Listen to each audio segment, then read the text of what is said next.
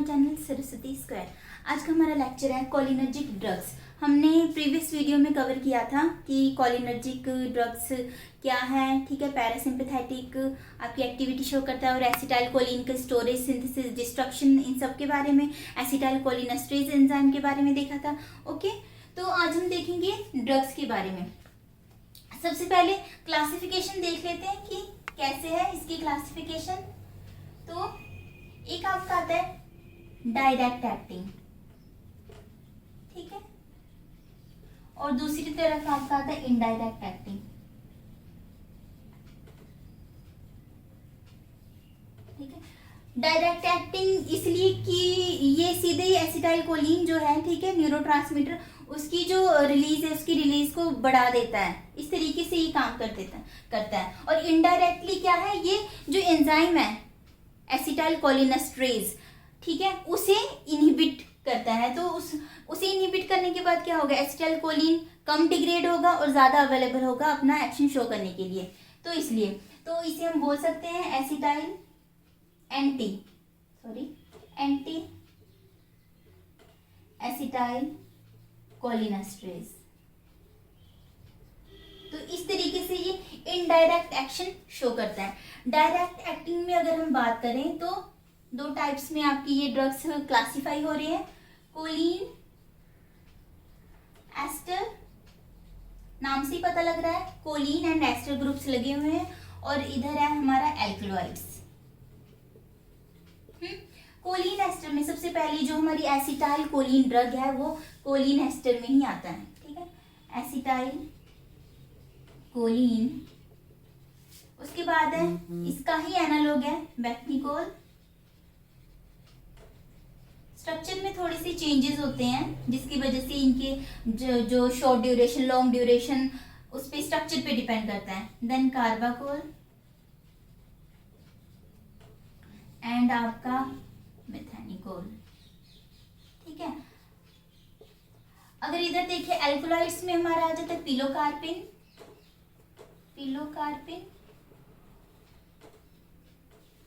दूसरी मस्कुरिन, थर्ड एरिकोलिन,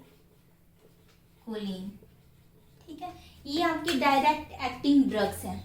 उसके बाद इनडायरेक्ट एक्टिंग में अगर हम देखें, एक तो वो है जो रिवर्सिबली एंजाइम को इनहिबिट करेंगी, ठीक है, रिवर्सिबल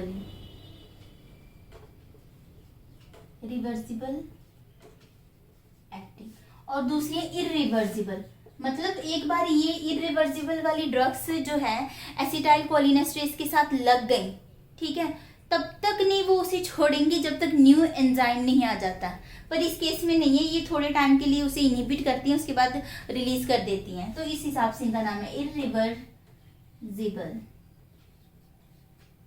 रिवर्सिबल की अगर हम बात करें तो ये फर्दर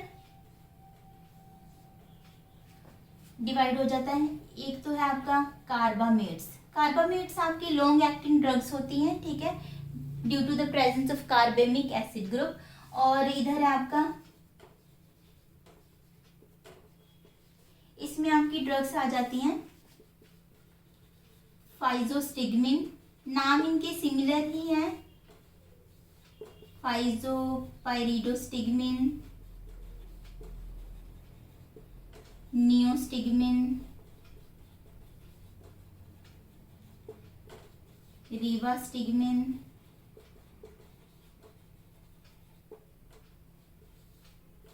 एड्रोफोनियम, गैलेंटेमाइन एंड डोनिपेजिल, ठीक है। ये इसके अंडर जो ड्रग्स आती हैं कार्बामेट्स। इसमें एक ही है हमारी टेक्राइन। एंड उसके बाद इरिवर्सिबल में हमारे कार्बामेट्स ही है पर ये इरिवर्सिबल है, ठीक है, तो कंफ्यूज नहीं होना है। ये जो है फाइजोस्टिग्मिन, रिवास्टिग्मिन, नियोस्टिग्मिन, पाइरिडोस्टिग्मिन, ये सारे रिवर्सिबल एक्टिंग है। और ये जो आपका कार्बामेट जो आएगा इसमें दो आते हैं, प्रोपोक्सर एंड कार्बोक्सिल, ठीक है। और इधर मोस्ट इम्पॉर्टेंट ड्रग्स हमारी आ रही है। इम्पॉर्टेंट इसलिए भी है कि एक तो ये इंसेक्टिसाइड है, ठीक है, और इनकी वजह से काफ़ी सारी पॉइजनिंग हो जाती है, उसकी रिगार्डिंग भी हम देखेंगे, ठीक है। तो ऑर्गेनोफॉस्फेट्स,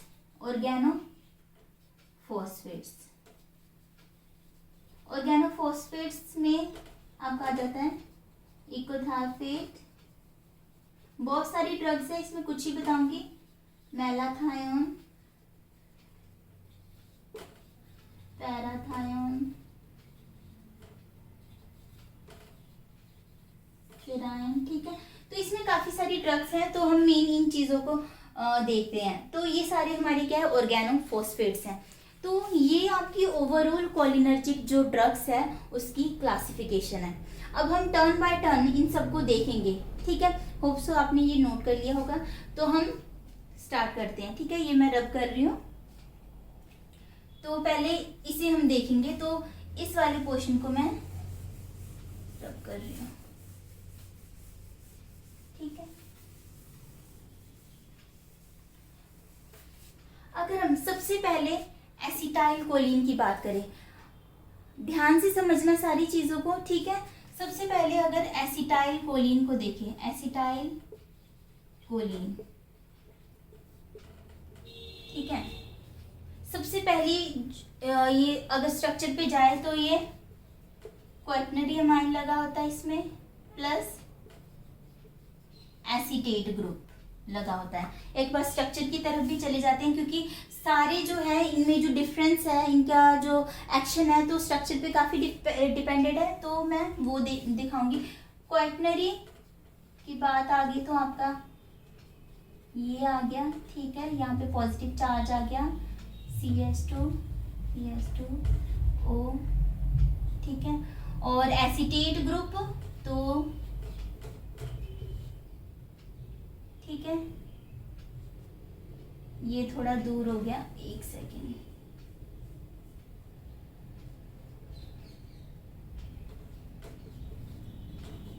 तो ठीक है, तो ये आपका है एसिटाइल कोलिन, ठीक है। अब हम देखें कि ये जो ड्रग है आपकी, ये क्लिनिकली यूज नहीं होती। पहली बात तो ये है, अगर क्लिनिकल वे से देखें, क्लिनिकली नो यूज। क्यों, ऐसा क्यों है?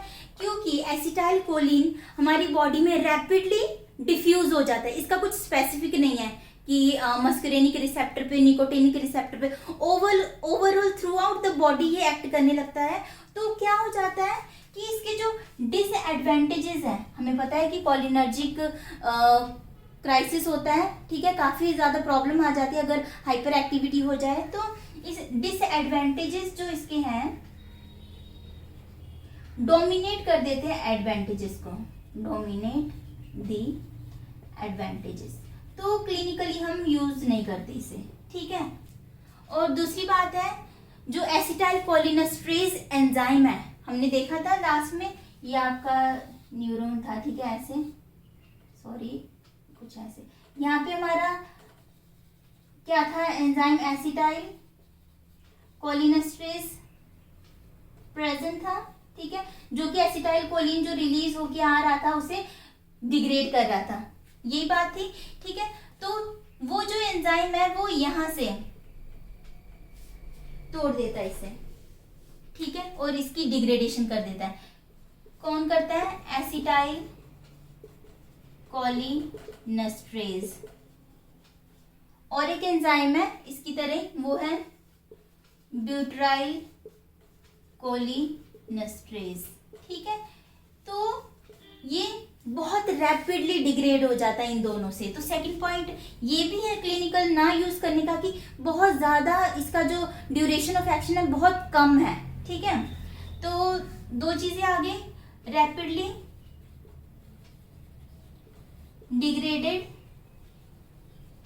बाय यही एंजाइम, ठीक है, एंजाइम लिख रही हूँ, वो दो नाम आप लिख लेना। थर्ड, इसी की वजह से short duration of action, short duration of action. अगर शॉर्ट ड्यूरेशन ऑफ एक्शन में देखिए कि कितना, तो जस्ट सेकेंड, ठीक है, सेकंड्स में ही ये क्या हो जाता है, ये डिग्रेड हो जाता है। तो ये भी वजह है कि क्लिनिकली हम इसे यूज नहीं करते। तो ये सारी चीजें हैं, ठीक है, क्लिनिकली यूज ना करने के लिए। और जब ये डिग्रेड हो जाता है तो ये इधर आपका एसीटेट आ जाएगा, और ये जो पूरा स्ट्रक्चर है ये कोलिन का स्ट्रक्चर है, ठीक है। तो इसलिए भी क्या है, सॉरी, एस्टर, तो इसलिए भी क्या है कि कोलिन और एस्टर ग्रुप में कोलिन एस्टर हम इसलिए बोलते हैं यहाँ पे, इसलिए ये ड्रग हमारी लाई कर रही है, ठीक है। तो ये था ओवरऑल एसिटाइल कोलिन के बारे में, ये हो गया। सेकंड हम मूव करते हैं, ये रब कर देती हूँ। सेकंड हमारी ड्रग है, पूरा ही रब कर देती हूँ क्योंकि स्पेस लेगा ही।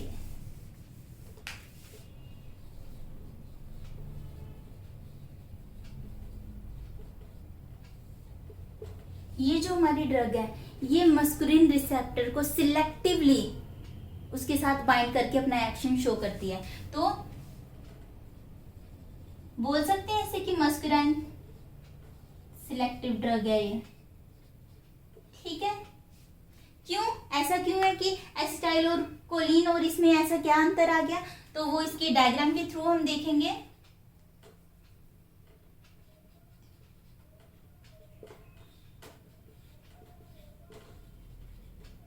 थोड़े से ही स्ट्रक्चर है, ठीक है।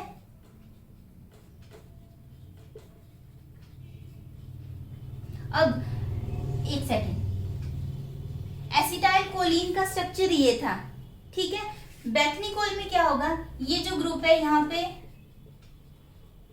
NH2 लग जाएगा, और उसके बाद यहाँ पे आपका CH3 लग जाएगा, ठीक है।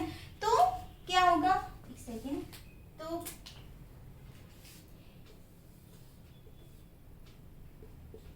Due to presence of methyl group, इसकी वजह से क्या होता है, सिलेक्टिवली मस्कुलिन रिसेप्टर पे ये बाइंड करता है, ठीक है। और ये जो चीज रिप्लेस हुई है इसकी वजह से ये आपका क्या है, कार्बैमिक एसिड, ठीक है। तो due to presence of carbamic acid, इसका जो ड्यूरेशन ऑफ एक्शन है वो प्रोलॉन्ग हो जाएगा, लॉन्गर ड्यूरेशन ऑफ एक्शन, ठीक है। अब अगर हम इसके यूज की बात करें तो ये काफी ज्यादा यूज किया जाता है, किन केसेस में, सबसे पहले तो ये है पोर, बोलो आप, इसे हम इलेबोरेट करते हैं तो क्या है, पोस्ट ऑपरेटिव यूरिनरी रिटेंशन, ठीक है। और उसके बाद सेकंड है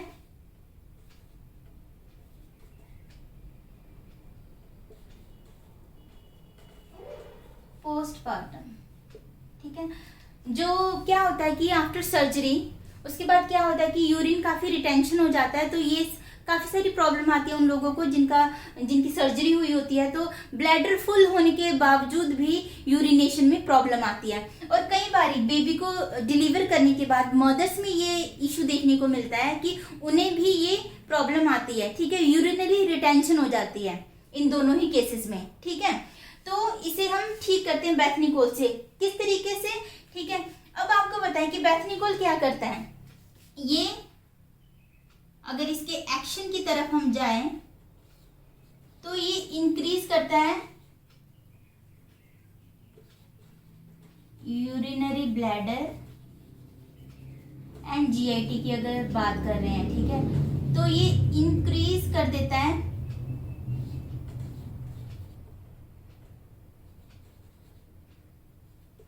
यूरिनेशन को, कैसे, by contracting, contraction of urinary bladder. ये क्या करता है, यूरिनरी ब्लैडर में जाके उसकी कॉन्ट्रैक्टिबिलिटी जो है उसे बढ़ा देता है, और कॉन्ट्रैक्शन स्टार्ट हो जाती है। उसके बाद क्या होता है कि काफ़ी ज़्यादा प्रेशर जनरेट हो जाता है वहाँ पे, और आपका जो यूरिन है वो इजीली पास आउट हो जाता है। ठीक है, और क्या होता है जीआईटी में, ये मोटिलिटी भी, जीआईटी मोटिलिटी को भी बढ़ा देता है।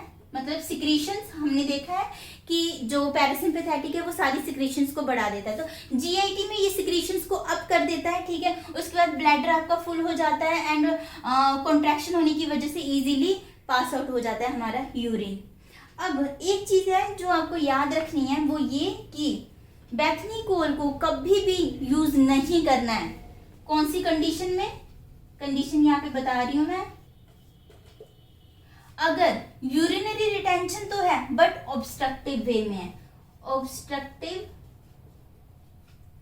यूरिनरी रिटेंशन, इसका मतलब क्या है बताती हूँ। सपोज ये मैं ऐसे बना रही हूँ, रैंडम सा एक डायग्राम है। ठीक है, ये आपका क्या है, यूरिनरी ब्लैडर है। ठीक है, यूरिनरी ब्लैडर, ओके। और यहाँ पे क्या है कि मान लो किडनी स्टोन की वजह से या कोई और वजह से, कोई भी रीजन हो सकता है कि यहाँ पे क्या होगा, आपका कोई ऑब्स्ट्रक्शन क्रिएट हो गया, कहीं पे भी हो सकता है। ठीक है, ब्लैडर में या यूरेटर में, कहीं पे भी हो सकता है ये। तो जब हम अपनी ड्रग देते हैं, बेथनीकोल दिया हमने, तो ये क्या करेगा, हमें पता है बेथनीकोल क्या करेगा, कॉन्स्ट्रिक्शन करेगा। कॉन्स्ट्रिक्शन करने के बाद क्या होगा, वहां पे प्रेशर जनरेट होगा। पर due to the presence of this obstruction, ठीक है, अब वहां पे कोई चीज अटकी हुई है, जितना मर्जी ऊपर प्रेशर जनरेट कर लो, वो चीज तो आगे पास आउट यूरिन को होने नहीं देगी, तो वहां पे पेन स्टार्ट हो जाएगा। ठीक है, अगर ऑब्स्ट्रक्टिव कंडीशन में आप बेथनीकोल दोगे तो वहां पे पेन जनरेट होना स्टार्ट हो जाएगा, और पेशेंट की जो हालत है वो और भी वर्सन हो जाएगी। ठीक है, खराब हो जाएगी। तो ऑब्स्ट्रक्टिव यूरिनरी रिटेंशन के केस में आपको बेथनीकोल नहीं देना है। ठीक है, ये चीजें यहाँ पे याद रखना। उसके बाद अगर हम देखें, यहाँ पे बता देती हूँ मैं।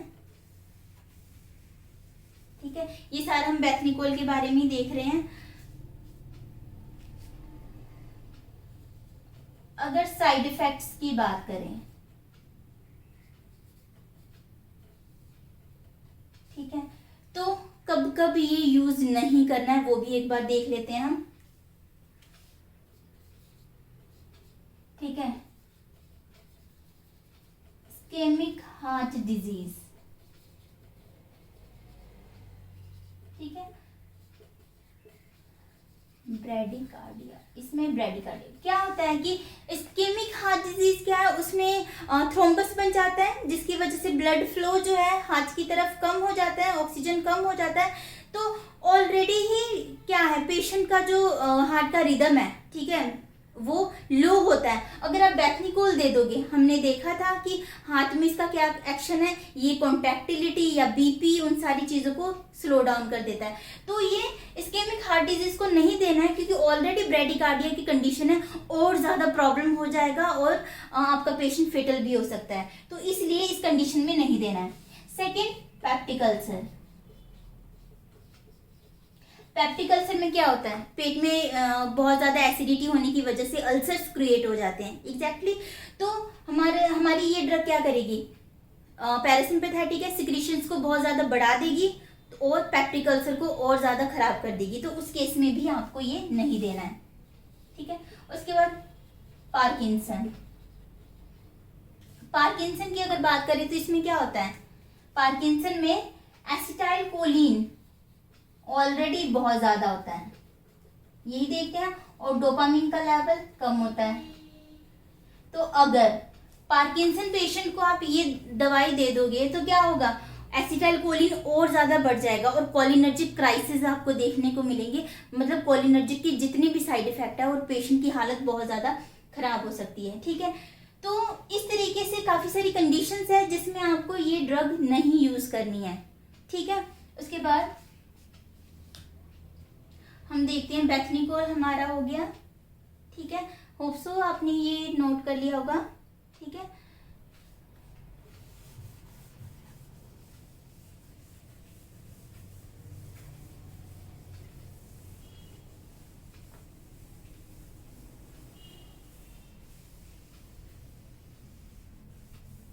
नेक्स्ट, अगर हम कार्बाकोल की तरफ जाएं तो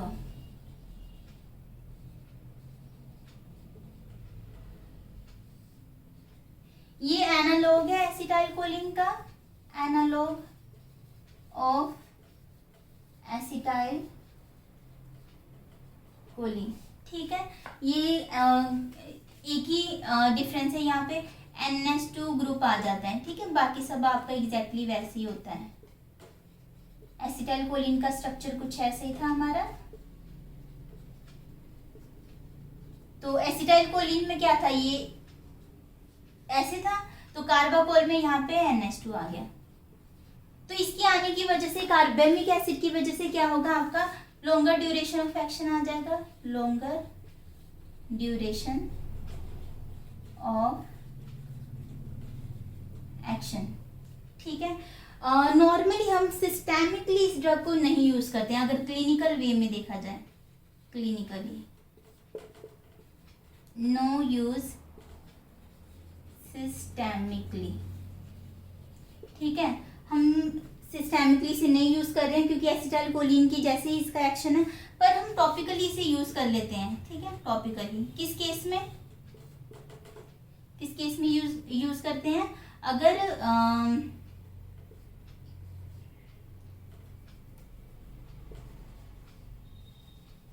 मिड्रियासिस ग्लूकोमा की ही एक टाइप है, ठीक है। अलग से एक वीडियो बनाऊंगी ग्लूकोमा के ऊपर, ठीक है। काफी सारे मियोसिस मेड्रियासिस होते हैं, प्यूपिल जो आपका कॉन्ट्रैक्ट डायलेट करता है, ठीक है। तो टॉपिकली माइड्रियासिस के लिए हम इस ड्रग को यूज करते हैं, अगर किस केस में, अगर पिलोकार्पिन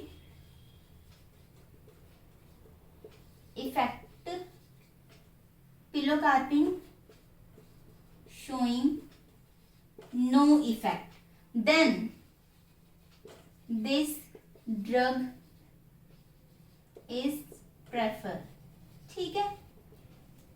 उसमें भी कंडीशन आ गई, क्लिनिकली तो हम इसे यूज नहीं कर रहे थे, तो टॉपिकली में भी क्या कंडीशन आ गई कि अगर आपका पिलोकार्पिन ग्लूकोमा में नहीं असर शो कर रहा है, देन हम कार्बाकोल को यूज करेंगे, ठीक है।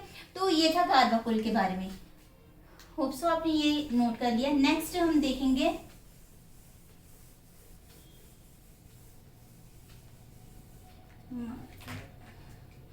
नेक्स्ट हमारी ड्रग है एथेनिकोल, ठीक है। ये जो ड्रग है इसका काफी शॉर्ट ड्यूरेशन ऑफ एक्शन है, ठीक है। Short duration of action, acetyl choline तो काफी ज्यादा कम था इसका, अगर हम टाइम देख ले तो 5 to 10 मिनट्स इतना है, ठीक है। जैसे बाकी जो ड्रग्स थी बेथनी और कार्बा, काफी लॉन्गर ड्यूरेशन ऑफ एक्शन था इसका। तो इसकी इसी चीज की वजह से इसे हम एक चीज में यूज करते हैं, वो है, ठीक है, ये अस्थमा टेस्ट, ठीक है। ये चीज आपने मेथनिकोल के अंदर याद रखनी है, अस्थमा टेस्ट में इसे यूज करना है। कोई पेशेंट है अस्थमैटिक, हमें पता है क्या होता है, जब हमें एक टेस्ट करना हो कि किसी पेशेंट को अस्थमा की प्रॉब्लम है कि नहीं, उसे टेस्ट करना, तो हम अस्थमैटिक में क्या होता है, ब्रोंको कॉन्स्ट्रिक्शन, यही चीज होती है एग्जैक्टली। तो आपको ये चीज भी पता होनी चाहिए कि ये जितनी भी ड्रग्स हैं, ठीक है, अस्थमैटिक पेशेंट में यूज नहीं करनी है गलती से भी, क्योंकि ये ऑलरेडी कॉन्स्ट्रिक्शन करता है, तो सब में साइड इफेक्ट ये तो आएगा ही, ठीक है। तो जब हम मेथनिकोल देंगे इस पेशेंट को, तो क्या होगा, worsen the constriction of bronchioles, ठीक है। सेकंड है, अगर नॉर्मल पेशेंट को दे रहे हैं कि जिसे अस्थमा नहीं है, ये तो हमें बाद में पता लगा कि अस्थमा है कि नहीं है, अभी हम टेस्ट कर रहे हैं, तो नॉर्मल है, कोई ब्रोंको कॉन्स्ट्रिक्शन नहीं है, मैंने इसे दे दी मेथनिकोल, ठीक है। तो तो थोड़ा बहुत जो है ब्रोंको कॉन्स्ट्रिक्शन होएगा, ज्यादा कंडीशन वर्सन उसकी नहीं होगी, ठीक है। Little bit of bronchoconstriction. अगर हालत ज्यादा खराब होगी मतलब ये अस्थमैटिक पेशेंट है, अगर थोड़ी बहुत कॉन्स्ट्रिक्शन हुई तो मतलब नॉर्मल है पेशेंट, अस्थमा का कोई इश्यू नहीं है इसे। अब मोस्ट इंपॉर्टेंट बात, जब ये टेस्ट आप कर रहे हो, ठीक है, तो आपके पास ब्रोंको डायलेटर जरूर होना चाहिए, ठीक है। ब्रोंको डायलेटर जरूर होना चाहिए जब आपको ये अस्थमा टेस्ट करना है मैथनिकोल के साथ, ठीक है। ये भी चीज आपको रिमेम्बर करनी है, ठीक है। अब मैंने बता ही दिया कि क्यों हम मैथनिकोल को अस्थमा टेस्ट में यूज कर रहे हैं, कि मान लो मैंने बैथनिकोल या carbachol longer duration of action वाली ड्रग दे दी, तो पेशेंट क्या लंबे समय तक बहुत ज्यादा हो सकता है कि उसकी डेथ भी हो सकती है, बहुत ज्यादा ब्रोंको कॉन्स्ट्रिक्शन हो जाए और एयर नहीं पास हो रही है, ऑक्सीजन नहीं जा रहा है, तो कुछ भी हो सकता है। तो हम उस सिचुएशन तक क्यों जाए एक टेस्ट के लिए, तो हम मैथनिकोल को यूज करते हैं क्योंकि शॉर्ट ड्यूरेशन ऑफ एक्शन है, 10 मिनट्स के बाद ऑटोमेटिकली इसका असर होना कम हो जाएगा, ठीक है। तो इसलिए हम ये यूज करते हैं और आपको ब्रोंकोडायलेटर मस्ट रखना है इस केस में, ओके। अब ये थी आपकी कोलिन एस्टर ड्रग्स, ठीक है।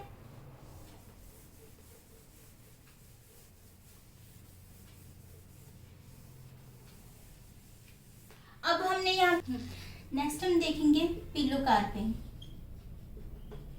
ठीक है।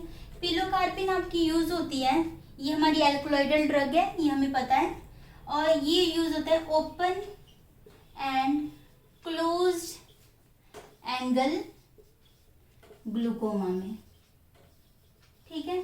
अभी हमने देखा भी कि अगर पिलोकार्पिन आपका इफेक्टिव नहीं है ग्लूकोमा के केस में, तब जाके हम कार्बाकोल को यूज कर रहे थे, है ना। तो ये open and closed angle glaucoma में यूज होता है। जो इंटर ओकुलर प्रेशर है, ठीक है, उसे अकॉर्डिंग टू द किस टाइप का ग्लूकोमा है, इंटर ओकुलर प्रेशर को पिलोकार्पिन क्या करता है, डिक्रीज करता है, ठीक है, इंटर ओकुलर प्रेशर को। सेम जैसे कार्बाकोल का हमने देखा था, इंटर ओकुलर प्रेशर को कम करता था।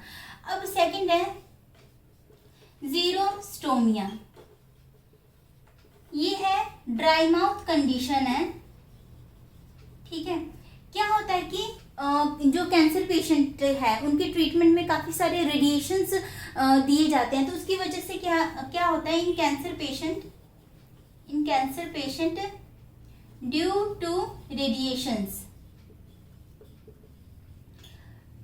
ये ड्राई माउथ प्रॉब्लम आ जाती है, ठीक है। बिल्कुल भी जो माउथ होता है, जो लैक्रिमल ग्लैंड सेलिवरी ग्लैंड होता है, ठीक है, उसमें से सलाइवा सिक्रीट नहीं होता है, तो माउथ काफी ड्राई हो जाता है।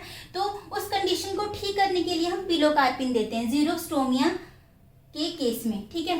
उसके बाद है शोग्रेन सिंड्रोम, ठीक है। ये स्पेलिंग ध्यान से देख लेना, ये जे है जो कि साइलेंट है, तो इसे हम बोल देते हैं शोग्रेन सिंड्रोम। इसमें क्या होता है कि जो एंटीबॉडीज हैं वो लैक्रिमल एंड सेलिवरी ग्लैंड को डिस्ट्रॉय कर देती हैं, ठीक है। लैक्रिमल एंड सेलिवरी ग्लैंड जो डिस्ट्रॉय हो जाते हैं शोग्रेन सिंड्रोम में, तो हम उस केस में भी पिलोकार्पिन देते हैं, ठीक है। तो पिलोकार्पिन हमें क्या है, सिक्रीशंस को बढ़ा देगी और ये जो प्रॉब्लम है, ठीक है, उससे काफी रिलीफ मिलेगा। उसके बाद अगर एट्रोपिन रिवर्सल करती है, ये pilocarpine reversal of mydriasis cause by atropine, ठीक है। माइड्रियासिस में क्या होता है, प्यूपिल काफी डायलेट हो जाते हैं, तो उस केस में भी अगर माइड्रियासिस एट्रोपिन की वजह से बहुत ज्यादा माइड्रियासिस कंडीशन आ गई है, तो पिलोकार्पिन इस चीज को भी रिवर्सल कर देता है। तो ये था पिलोकार्पिन के बारे में, ठीक है।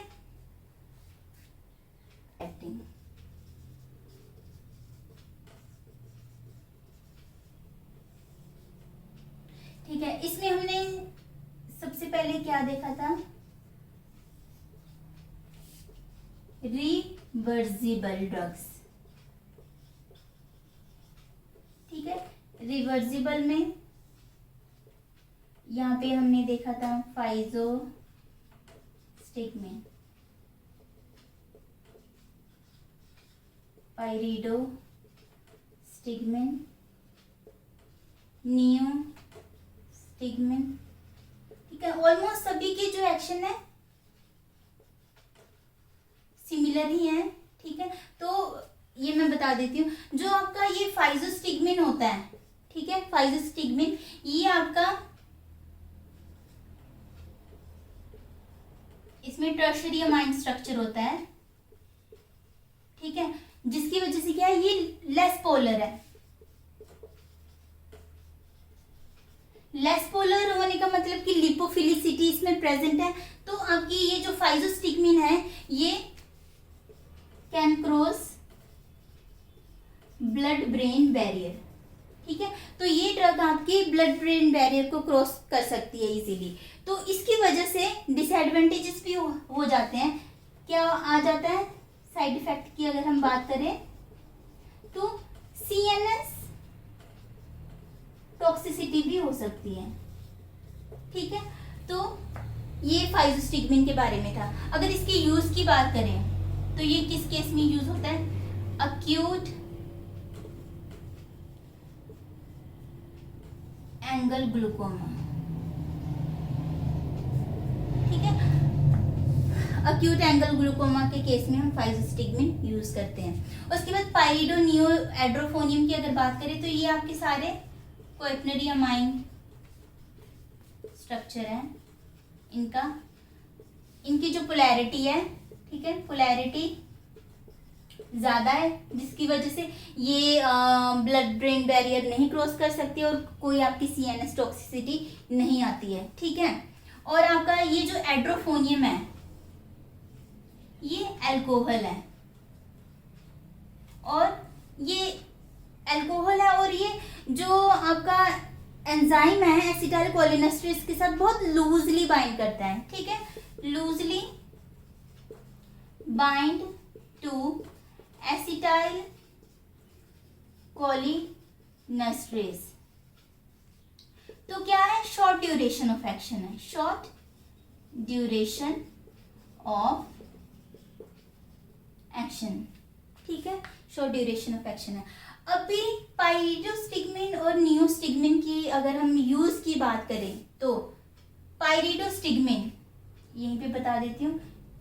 ठीक है, पायरिडोस्टिगमिन आपका ये याद रखना है आपको, क्रोनिक माइस्थेनिया ग्रेविस में यूज होता है।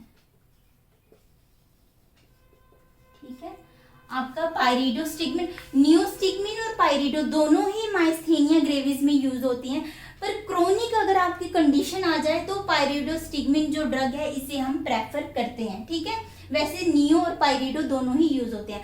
अब मैं आपको समझाती हूँ कि क्या है माइस्थेनिया ग्रेविस। ठीक है, ये आपने नोट कर लिया होगा, ध्यान से समझना इस चीज को।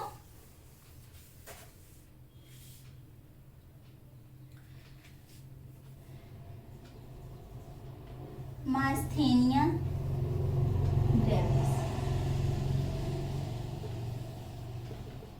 ये एक आपका ऑटो इम्यून डिसऑर्डर है। ठीक है, ऑटो इम्यून डिसऑर्डर।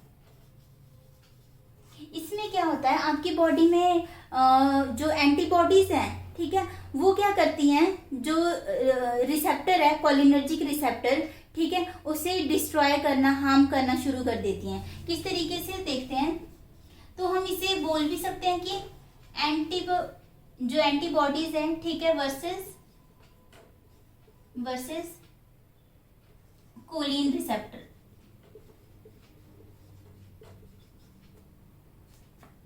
ठीक है, अब क्या आ जाता है इसमें कि antibodies bind to choline receptor. ठीक है, बाइंड होने के बाद क्या करती हैं, उसे डिस्ट्रॉय करना स्टार्ट कर देती हैं, मॉडिफिकेशन मोल्ड कर देती हैं। ठीक है, तो क्या हुआ, आपका जो रिसेप्टर है उसके स्ट्रक्चर में चेंज आ गया, that will lead to change in structure of receptor. अब हमें पता है, अब रिसेप्टर का जो स्ट्रक्चर है वो ही चेंज हो गया है, तो हमारा इम्यून सिस्टम क्या करेगा, हमारा इम्यून सिस्टम उसे as a foreign body consider करेगा। तो अब ये रिसेप्टर क्या हो गया, एज अ फॉरेन बॉडी। तो और क्या हो जाएगा, और बहुत सारे एंटीबॉडीज आ जाएंगे, ठीक है। और क्या हो जाएगा, बहुत सारे एंटीबॉडीज आ जाएंगे और आपका एसिटाइलकोलिन कोई भी वर्क नहीं कर पाएगा। नो एसिटाइलकोलिन एक्शन, और पेशेंट बहुत ज्यादा वीक फील करेगा, वीकनेस इन द पेशेंट, ठीक है, बहुत ज्यादा वो वीक फील करेगा। ये माइस्थेनिया ग्रेविस में ये सारी चीजें होती हैं, ठीक है। उसके बाद एक सेकेंड, सेकेंड चीज है, यहीं पे बता देती हूँ, ईटन लैम्बर्ट डिजीज, ठीक है, ये हेडिंग है, ईटन लैम्बर्ट डिजीज। अब जैसे कि यहाँ पे हमने देखा एंटीबॉडी वर्सेस कोलिन रिसेप्टर, अगर हम कोलिन रिसेप्टर की भी स्पेसिफिकली अगर बात करें तो यहाँ पे कौन सा रिसेप्टर है, निकोटिनिक आयन रिसेप्टर, ठीक है, ये चीज है। अब ईटन लैम्बर्ट डिजीज में क्या है, antibody versus calcium ion receptor, ठीक है। ये देखो क्या होता है कि कुछ इस तरीके से है, ठीक है, ये यहाँ पे बना रही हूँ, आपका जो कोलिनर्जिक का यहाँ पे शो कर देती हूँ, यहाँ पे कोलिनर्जिक आके लगता है, ठीक है, यहीं पे होता है। तो ये क्या है, पोस्ट साइनेप्टिक न्यूरॉन है, ओके। जब हम सिंथेसिस कर रहे थे एसिटाइलकोलिन की तो हमने देखा था कि यहाँ पे कैल्शियम आयन आते हैं, ठीक है, जो हमारा वेसिकल में एसिटाइलकोलिन प्रेजेंट है उसे रिलीज करवाता है, यही किया था। ये चीज है प्री साइनेप्टिक न्यूरॉन में, ठीक है। तो ईटन लैम्बर्ट डिसऑर्डर में क्या होता है, एंटीबॉडी यहां आके इसे, मान लो ये मैंने शेप दे दिया है, ठीक है, ब्लैक कलर में, इसे आके ब्लॉक कर देती है, ब्लॉक कर दिया, एंटीबॉडीज ने आपके कैल्शियम चैनल को बंद कर दिया। अब कोई कैल्शियम अंदर नहीं जाएगा, वेसिकल्स को ट्रिगर नहीं करेगा, कॉन्ट्रैक्ट नहीं होंगे और ना ही आपका कोई एसिटाइलकोलिन रिलीज होगा। तो blockage of the calcium channel lead to the no release of acetylcholine, ठीक है। तो आपका जो ये नियोस्टिग्मिन है, नियोस्टिग्मिन यूज होता है माइस्थेनिया ग्रेविस में एंड आपका यूज होता है ईटन लैम्बर्ट डिजीज। दोनों में क्या फर्क है, माइस्थेनिया ग्रेविस आपका antibody versus nicotinic ion receptor, ठीक है, कॉम्पिटिटिवली होता है, और ईटन लैम्बर्ट डिसऑर्डर में क्या है, antibody versus calcium ion receptor है। ये प्री साइनेप्टिक न्यूरॉन पे एक्ट करता है और ये पोस्ट साइनेप्टिक पे एक्ट करता है। अगर बात आ गई न्यूरोमस्कुलर रिलैक्सेंट जो होते हैं हमारे, ठीक है, ट्यूबोकुरैरिन, ठीक है, ट्यूबोकुरैरिन का भी समहाउ ऐसा ही एक्शन होता है, जैसे कि मान लो यहाँ पे ट्यूबोकुरैरिन आके लगा हुआ है, ठीक है, ट्यूबोकुरैरिन की वजह से, क्यूरर ड्रग्स की वजह से बहुत ज्यादा क्या होगी, प्रॉब्लम आ गई, उनका जो अमाउंट है बहुत ज्यादा बढ़ गया है।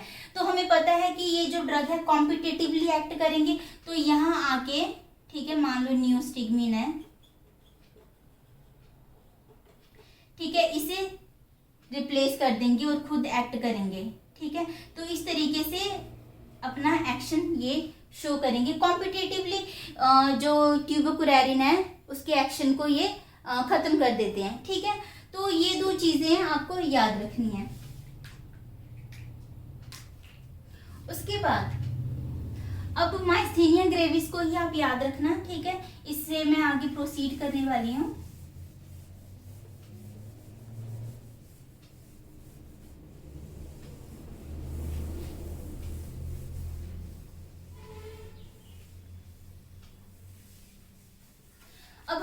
देख लिया कि नियोस्टिग्मिन जो है पायरिडोस्टिग्मिन क्रोनिक माइस्थेनिया ग्रेविस में यूज हो रहा था, नियोस्टिग्मिन भी माइस्थेनिया ग्रेविस में ही यूज हो रहा था। अब हम देखेंगे कि एड्रोफोनियम का किस तरीके से यूज है, ये माइस्थेनिया ग्रेविस के टेस्ट में काम आता है। ठीक है, वो चीज देखते हैं। माइस्थेनिया ग्रेविस में दो जो है चैलेंजिंग स्टेप्स होते हैं। ठीक है, दो केसेस है माइस्थेनिया ग्रेविस में जो हम देखेंगे। ठीक है, वो क्या है वो देखते हैं। फर्स्ट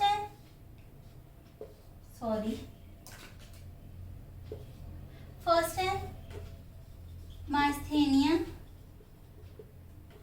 क्राइसिस एंड सेकंड है आपका कोलिनर्जिक क्राइसिस। ठीक है, माइस्थेनिया क्राइसिस में देखते हैं कि क्या हो रहा है।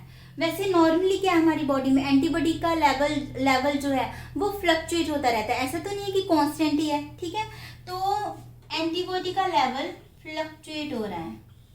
ठीक है, ये फ्लक्चुएशन ऑफ एंटीबॉडीज। ठीक है, अब यहाँ पे मैं दिखा रही हूं जब एंटीबॉडी का लेवल कम है, एंटीबॉडीज लेवल डिक्रीज, और ये वो पोर्शन है जब आपके एंटीबॉडी का लेवल क्या होगा, इंक्रीज होगा। ठीक है, ये दो कंडीशन है। अब हमें पता है कि हमें पता लग गया कि पेशेंट को माइस्थेनिया क्राइसिस है, हमें अपनी दवाई देनी है। तो मैं दे रही हूँ सिर्फ 10 mg नियोस्टिग्मिन। ठीक है, अब जब बॉडी में एंटीबॉडी का लेवल हाई है और उस टाइम में मैंने नियोस्टिग्मिन दिया है, तो क्या होगा, आपका जो एंटीबॉडी है, antibody amount is greater than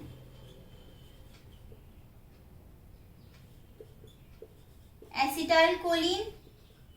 ठीक है, नियोस्टिग्मिन जाके क्या करेगा, एसिटाइलकोलिन को ही रिलीज करेगा ना, पर जो उसने एसिटाइलकोलिन अपनी तरफ से तो रिलीज कर दिया, पर एंटीबॉडीज ही इतनी ज्यादा है कि पेशेंट को कोई भी रिलीफ महसूस नहीं हुआ है। तो ये क्या हो गया, आपका नियोस्टिग्मिन दे दिया मैंने, तो ये आपका हो गया अंडर ट्रीटमेंट।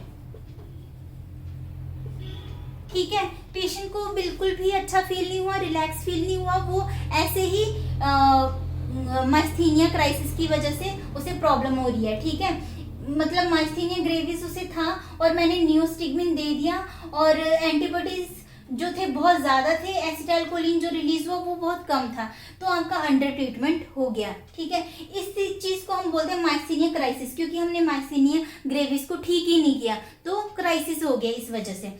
अब दूसरा केस है, जब ये मैं लिख देती हूँ फर्स्ट केस और ये आपका सेकंड केस।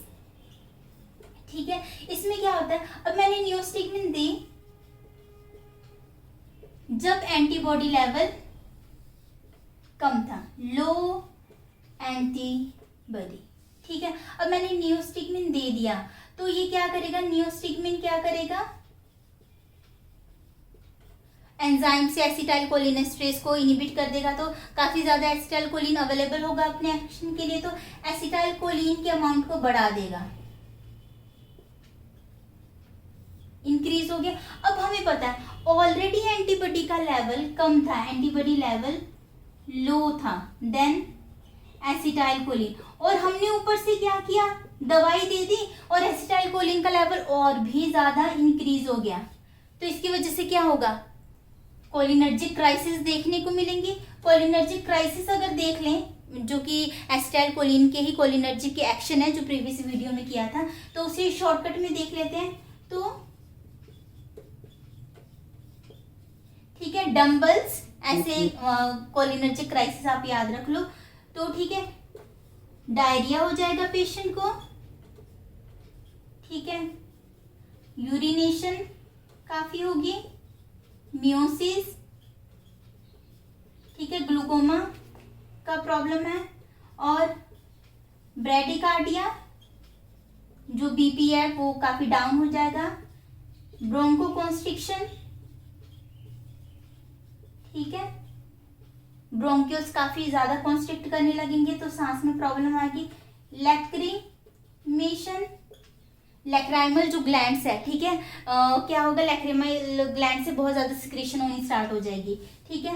और ई से एक्साइटेशन हो जाएगी आपके मसल्स और सीएनएस में काफी ज्यादा, ठीक है, मसल्स और सीएनएस काफी ज्यादा एक्साइट हो जाएंगे। और ऐसे सलाइवेशन और स्वेटिंग। तो ये सारी चीजें हैं जो आपको फेस करनी पड़ेंगी कोलिनर्जिक क्राइसिस की केसेस में, ठीक है। अब इसलिए नियोस्टिग्मिन देने से पहले हम क्या करेंगे कि एड्रोफोनियम टेस्ट करेंगे। वो क्या है वो अभी हम देखते हैं कि एड्रोफोनियम टेस्ट, ठीक है। अब माइस्थीनिया क्राइसिस है पेशेंट को, मैंने उस टाइम पे ये मैं रब कर देती हूँ, होप सो आपने नोट कर लिया होगा, ठीक है।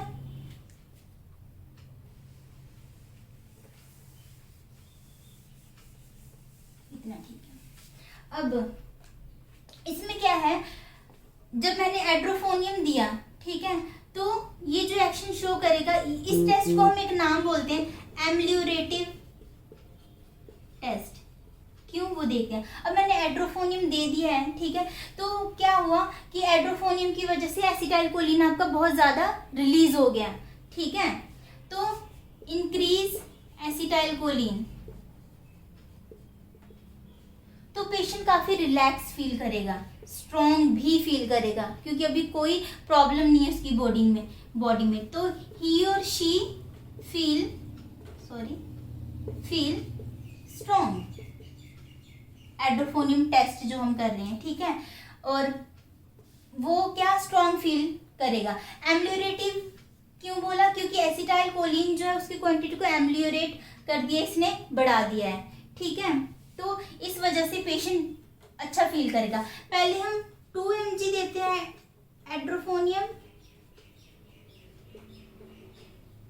ठीक है। अगर पेशेंट ठीक फील कर रहा है, मतलब क्राइसिस नहीं हो रहे कोलिनर्जिक क्राइसिस, तो देन हम फिर 8 mg दे देते हैं, ठीक है। तो ये था आपका एम्लियोरेटिव टेस्ट। उसके बाद अगर इस केस में एड्रोफोनियम दे दिया मैंने, यहाँ पे हम एड्रोफोनियम देके टेस्ट कर रहे हैं, ठीक है, तो इसे हम बोल देते हैं provocative test. Provocative test, provocative मतलब ये प्रोवोकेट मतलब उकसाना ही होता है, ठीक है। तो एसिटाइलकोलिन के लेवल को काफी बढ़ा रहा है इस केस में, हमें पता है ऑलरेडी एसिटाइलकोलिन बहुत ज्यादा है, तो क्या होगा, एसिटाइलकोलिन के लेवल को इंक्रीज कर देगा, ठीक है। जो आपका पेशेंट है वो बहुत ज्यादा वीक फील करेगा, पेशेंट फील वीकनेस, ठीक है। तो एक एड्रोफोनियम टेस्ट में क्या किया, एक था एम्लियोरेटिव टेस्ट जिसमें पेशेंट अच्छा फील करेगा, स्ट्रॉन्ग फील करेगा एड्रोफोनियम देने के बाद, ठीक है। ये था माइस्थेनिया क्राइसिस में, जिसमें अंडर ट्रीटमेंट हुआ था माइस्थेनिया क्राइसिस में, ठीक है। उसमें पेशेंट को जब हमने दवाई दी टेस्ट करने के लिए तो उसने अच्छा फील किया। और दूसरी केस में प्रोवोकेटिव टेस्ट है, इसने प्रोवोकेट किया, एसिटाइलकोलिन को और ज्यादा इंक्रीज कर दिया और आपकी कोलिनर्जिक क्राइसिस होगी और पेशेंट बहुत ज्यादा वीक फील करेगा, ठीक है। तो ये 2 टेस्ट हैं जो हम माइस्थेनिया ग्रेविस में करते हैं, ठीक है। तो ये सारा जो कंसेप्ट है अच्छी तरीके से होप सो आपको समझ आ गया होगा। अब ये मैं रब कर रही हूँ,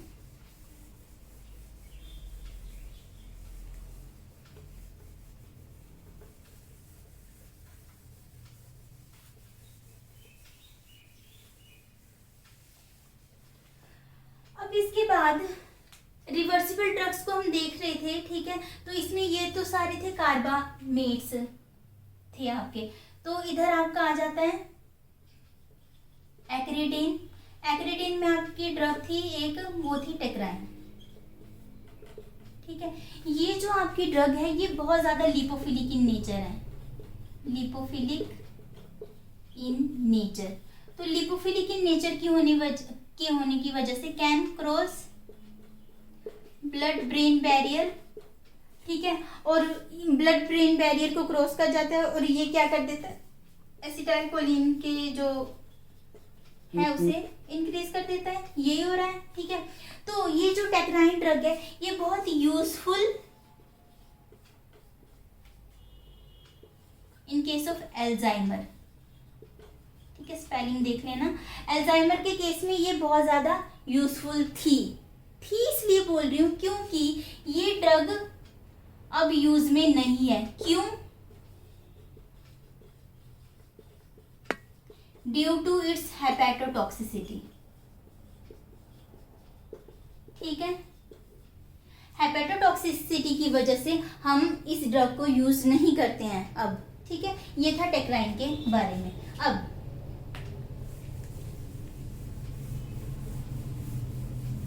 अब हम देख लेते हैं ऑर्गेनोफॉस्फेट्स इरिवर्सिबल में। ऑर्गेनोफॉस्फेट जो है, ठीक है, enzyme bind to enzyme irreversibly, यही था ये क्या करते हैं, फोस्फोराइलेट कर देते हैं एंजाइम को, फोस्फोराइलेट दी एसिटाइल कोलिनेस्ट्रेज एंजाइम। ठीक है, और जब तक न्यू एंजाइम नहीं आ जाता तब तक क्या है, इसका एक्शन हमें देखने को, इस एंजाइम का एक्शन हमें देखने को नहीं मिलेगा क्योंकि ये इनहिबिट कर दिया है ऑर्गेनोफॉस्फेट्स ने। ठीक है, by donating their phosphate group. Okay, अब बात आती है कि ऑर्गेनोफॉस्फेट को ये एक तरीके का पॉइजन भी है, इंसेक्टिसाइड, और इसे नर्व गैस भी बोलते हैं। ठीक है, अब ये है कि ऑर्गेनोफॉस्फेट की अगर पॉइजनिंग हो जाए, ये क्वेश्चन बहुत पूछा जाता है। वैसे तो छोटी छोटी चीजें जो जितनी भी बताई हैं कंपटीशन एग्जाम में बहुत पूछी जाती हैं। ठीक है, तो ऑर्गेनोफॉस्फेट की पॉइजनिंग होगी। ठीक है, हमें पता है जब इसकी पॉइजनिंग हो जाती है हम कौन सी ड्रग देते हैं, प्रेलिडोक्साइन। ठीक है, अगर क्वेश्चन आ गया कि ऑर्गेनोफॉस्फेट में कौन सी ड्रग यूज करते हैं, और प्रेलिडोक्साइन। ठीक है, प्रेलिडोक्साइन। अब मान लो कि ये आपका एंजाइम है। ठीक है, अब जितनी भी आपके ऑर्गेनोफॉस्फेट होते हैं, हमें पता है एल्काइल ग्रुप प्रेजेंट होता है, तो एंजाइम के साथ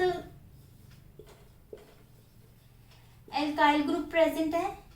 ठीक है, तो क्या हुआ, अब ये बहुत ही इंपॉर्टेंट इंफॉर्मेशन है कि अगर तो ऑर्गेनोफॉस्फेट की पॉइजनिंग हो गई है, अगर तो आपने पेशेंट को 30 मिनट्स के अंदर ही प्रेलिडोक्साइन दे दिया तो पेशेंट आपका रिकवर कर जाएगा। पर अगर 30 मिनट्स एग्जिट कर गए हैं तो उसके बाद प्रेलिडोक्साइन भी नहीं बचा पाएगा। ठीक है, इस पॉइजन से। तो ऐसा क्यों है, वही चीज बताने जा रही हूँ। क्योंकि ये जो एल्काइल ग्रुप है, ठीक है, आफ्टर 30 मिनट ये हाइड्रोलाइज हो जाता है, और एक बार ये चला गया, हाइड्रोलाइज हो गया, ठीक है, तो प्रेलिडोक्साइन अपना एक्शन नहीं शो कर पाएगा। ठीक है, ऑर्गेनोफॉस्फेट के एक्शन को नहीं दबा पाएगा, नहीं क्योर कर पाएगा किसी भी चीज को। ठीक है, तो यहाँ पे ये चीज नोट कर लो, if pralidoxime given within 30 minutes then overcome हो जाओगे, ओवरकम बाय ऑर्गेनोफॉस्फेट पॉइजनिंग। पर अगर एक बार ये CH3 ग्रुप आपका हाइड्रोलाइज हो गया, after 30 minute CH3 group hydrolyse, then